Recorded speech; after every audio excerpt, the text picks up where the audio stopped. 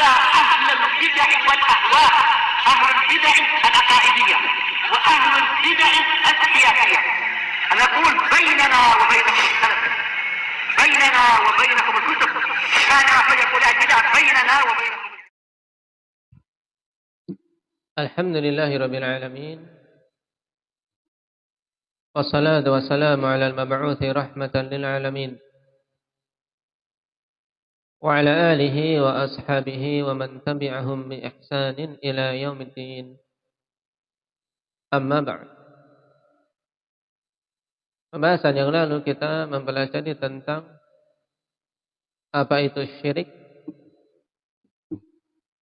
dan dalil-dalil yang menunjukkan tentang bahayanya syirik. Tayyib, indaka Hudzaifah.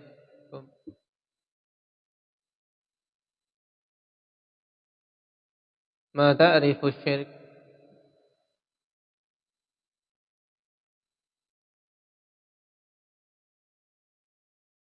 Fil lughah at-taswiyah baina syai'ain, yaitu penyamaan antara dua perkara, itu namanya syirik dalam makna bahasa.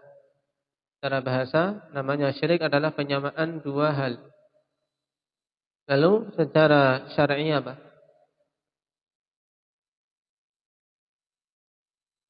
Terbagi menjadi dua, makna yang umum dan makna yang khusus. Baik. Makna yang umum apa? Nah, makna syirik secara umum yaitu taswiyatu ghairillahi billah bima huwa min khasaisillah. Pengertian ini mencakup semua jenis syirik. Penyamaan selain Allah dengan Allah pada apa-apa yang merupakan kekhususan Allah Subhanahu wa taala. Adapun makna secara khusus,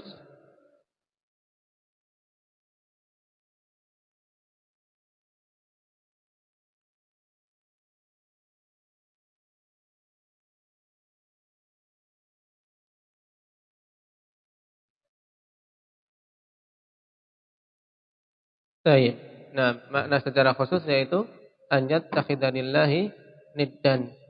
Nah, an yattakhidanillahi niddan. Menjadikan bagi Allah Subhanahu wa taala tandingan fil ibadah. Santai. Jadi kemudian apa saja bahaya-bahaya syirik yang datang dari dalam Alkitab maupun As-Sunnah, di antaranya indah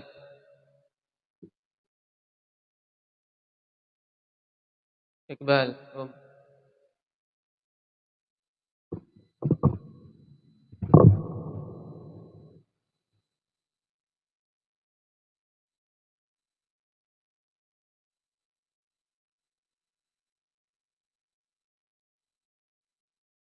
Bahwasanya pelaku kesyirikan tidak akan diampuni dosa syiriknya,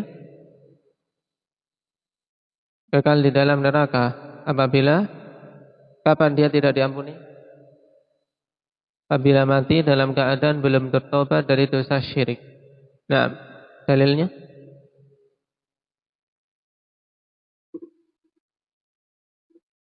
Innallaha la yaghfiru an yushraka bih wa yaghfiru ma duna dzalika liman yasha. Naam. Tayyib, ahsan. Jadi yang pertama tadi adalah dosa kesyirikan tidak diampuni jika pelakunya mati belum bertobat. Tayyib, ini tentunya sangat berbahaya. Karena kalau sampai seorang mati belum tobat dari kesyirikan, ya tidak akan mendapatkan pengampunan dari Allah Subhanahu wa taala. Yang kedua, indak Abdul Aziz.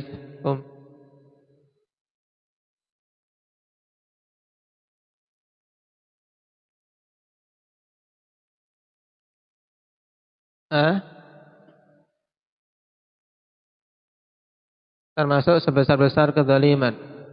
Baik, apa dalilnya?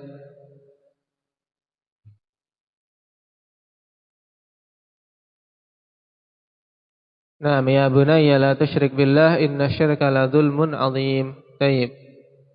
Jelas. Indak kasya.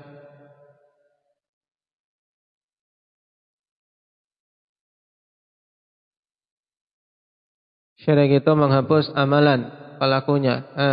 Dalilnya?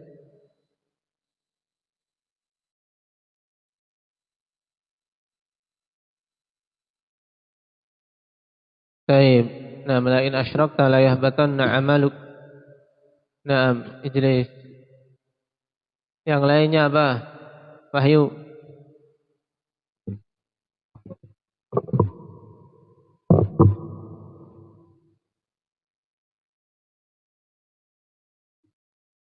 Nah, bentuk perendahan kepada Allah Subhanahu wa taala. Kenapa? Pak, syirik merupakan perendahan, penghinaan terhadap Allah.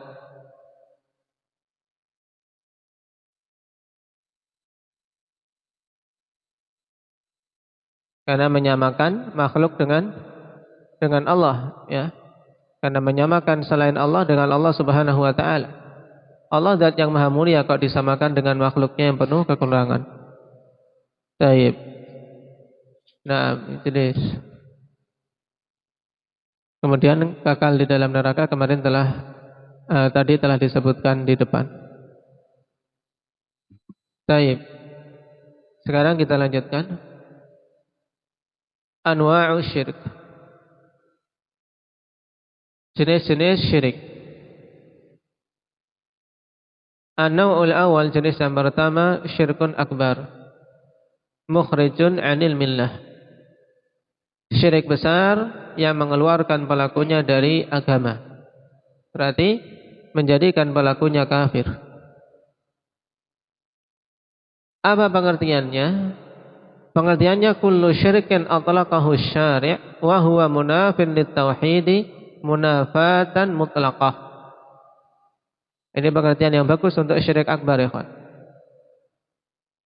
Ya, syirik akbar itu apa? Yaitu semua syirik yang ditetapkan oleh zat yang membuat syariat dengan penamaan syirik. Maksudnya atlaqahu syari' yaitu membuat syariat ini menetapkan bahwasanya hal tersebut adalah syirik.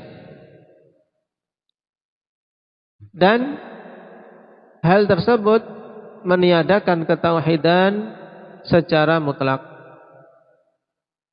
Berarti kalau kita terjemahkan secara bebas, yang namanya syirik akbar yaitu semua kesyirikan yang ditetapkan oleh pembuat syariat atau ditetapkan oleh Allah Subhanahu wa taala yang berkonsekuensi meniadakan tauhid secara totalitas. Jadi tauhid dengan sebab syirik itu hilang sama sekali. Ini syirik akbar. Kenapa? Karena pelakunya keluar dari Islam. Contohnya mithlu an yasrifa syai'an min anwa'il ibadati li ghairillah.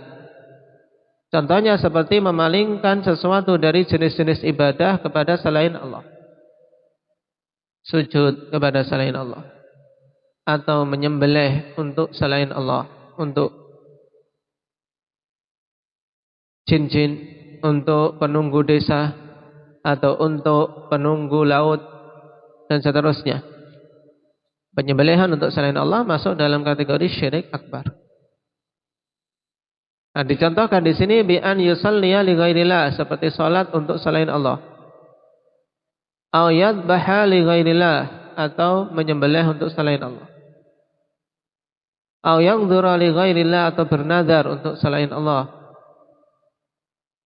Au an yad'uwa ghairallah ta'ala, atau dia berdoa meminta kepada selain Allah. Baik itu ke kubur-kubur yang dikenal dengan kuburan para wali atau selainnya. Kalau dia meminta kepada selain Allah dari mayit-mayit yang sudah dikubur, ini masuk dalam syirik akbar. Makanya dicontohkan di sini mithlu an yad'uwa sahiba qabrin, seperti apa? Berdoa ya, meminta kepada penghuni kubur. Dia sudah mati. Walaupun dulu mungkin seandainya ketika hidup dia orang yang saleh, orang yang doanya mustajabah, tapi setelah mati dia tidak mampu untuk melakukan apa-apa. Nah, maka meminta kepada penghuni kubur hajat itu suatu bentuk kesyirikan, syirik akbar yang banyak terjadi di zaman ini dengan label ziarah, dengan label tadi tur ke makam-makam para wali dan seterusnya. Aw yad'u ghaiban li'inqadhihi min amrin la yaqdiru alaihi illa al-hadir. Atau dia memanggil kepada sesuatu yang gaib, sesuatu yang tidak hadir. Baik itu jin atau baik itu gurunya, misalnya orangnya di sini, gurunya di Jawa Timur sana, kemudian memanggil, tolong, Sayyid, tolong, guruku misalnya, atau syekhku, beri aku pertolongan misalnya, ketika dia dirampok atau yang lain, disebut namanya, kemudian injak bumi 3 kali sebut namaku misalnya. Nah, ini syirik akbar.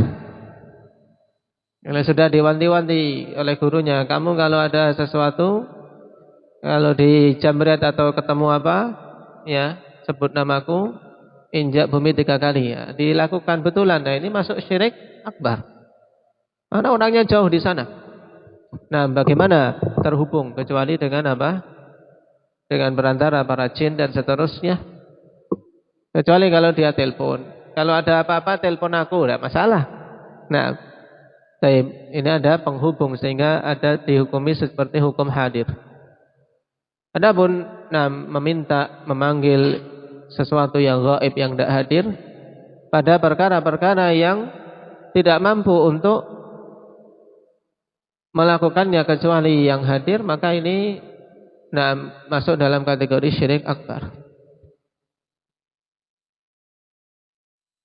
An-naw'u tsani, jenis yang kedua.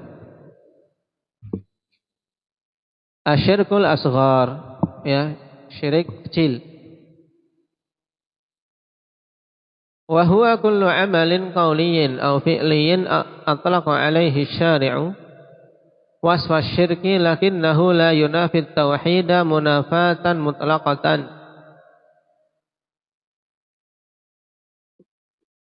Syirik asghar yaitu semua amalan, baik itu berupa perkataan atau perbuatan, yang pembuat syariat ini memutlakkan padanya sifat syirik, yaitu dikategorikan dalam syirik, akan tetapi tidak meniadakan tauhid secara mutlak. Disebut syirik oleh pembuat syariat, ya, dikatakan syirik baik dalam Al-Quran maupun As-Sunnah, tapi tidak menghilangkan tauhid secara totalitas, maka ini namanya syirik asghar. Contohnya seperti mithlul halif bi ghairillah, seperti sumpah dengan nama selain Allah. Ya, bersumpah dengan nama selain Allah, misalnya demi kehormatanku, dia bersumpah dengan kehormatannya, demi amanah, atau demi apa biasanya sumpah-sumpah, ya, demi, yang penting bukan demikian. Kalau demikian bukan sumpah. Nah, yang banyak ya demi kehormatanku. Nah, ini banyak diucapkan di Dasa Dharma itu. Demi kehormatanku aku berjanji akan bersungguh-sungguh. Ini tidak terasa ikhwan itu sumpah dengan nama selain Allah. Itu konteksnya sumpah. Ya. Terkadang sumpah jabatan juga demi amanah dan seterusnya. Maka hati-hati. Nah, selama itu bukan sumpah dengan nama Allah, demi Allah, intinya demikian. Ketika dia bersumpah, demi Allah aku akan bersungguh-sungguh menunaikan amanah ini, maka ini syar'i. Tapi kalau dengan hal-hal yang lain, demi kehormatanku, ini diistilahkan dalam bahasa Arab al-halif bil jah, sumpah dengan kehormatannya. Ini termasuk dalam syirik asghar.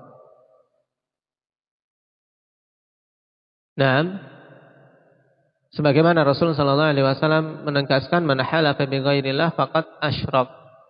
siapa saja yang bersumpah dengan selain nama Allah, maka sungguh dia telah terjatuh dalam kesyirikan. Nah, di sini Rasul Shallallahu Alaihi Wasallam menamakan syirik, tapi kesyirikan tersebut tidak sampai mengeluarkan pelakunya dari Islam, sehingga dikategorikan syirik asghar. Qala fal halifu bi ghairillahi alladhi la ya'taqidu anna li ghairillahi ta'ala minal 'azamati ma yumathilu 'azamatallahi musyrikun syirkan asghar. Sehingga orang yang bersumpah dengan selain Allah Subhanahu wa taala, yang tidak meyakini bahwasanya selain Allah itu memiliki keagungan yang menyerupai keagungan Allah, maka dia adalah seorang musyrik syirik asghar. Nah, di sini ada kait penting, ada batasan penting di mana Syekh Ibnu Utsaimin rahimahullahu taala dalam syarahnya memberikan batasan apa?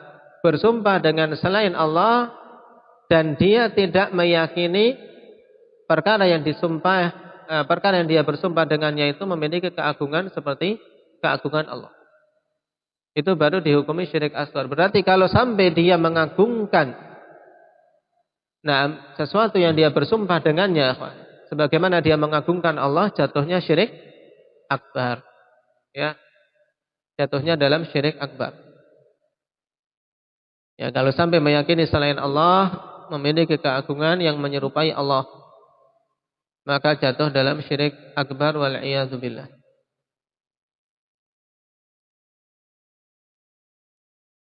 Ada berkelanjutannya, insyaallah kita ambil pada pertemuan yang akan datang. Subhanakallah.